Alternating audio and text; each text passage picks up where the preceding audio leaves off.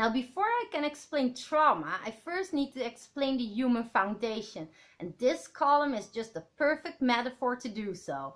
As you can see, we have 4 major pillars, and that's just like the human foundation. I'm gonna put this down for a minute. Now, the 4 major pillars of our human foundation are health, relaxation, safety, and manifestation. Now let's take a quick look at those 4. Health. What kind of food are you putting into your body? How much are you moving? How is your posture? How much fresh air are you getting? Relaxation. What are you letting go of?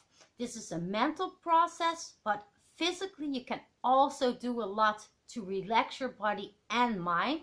I go in depth in my grounding workshop, and you can get that for free at illkiller.com. Check it out if you're interested.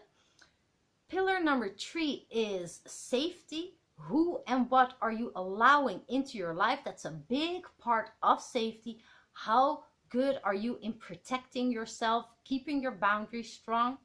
Now, 4 is manifestation, and that's basically your legacy. What are you leaving behind in this world? What kind of products are you creating? What kind of ideas are you cultivating? What kind of values are you installing into your kid's life? Now, those 4 pillars together result in how confident you are, how stable you are.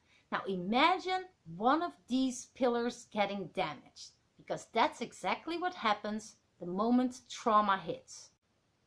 When trauma hits our system, the pillar of safety is going to be destroyed.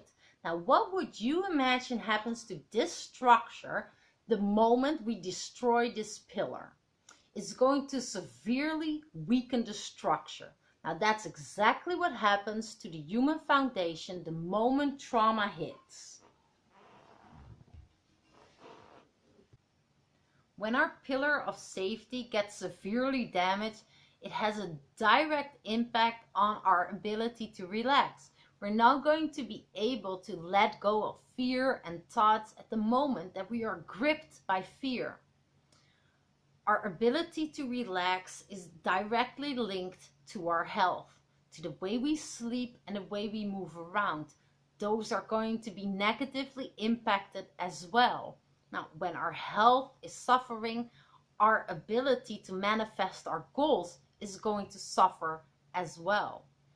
And that's why it's such a trauma is such a hard problem to deal with, because it's not just an emotion, it's structural damage to our foundation. Let's take another short look at our structure.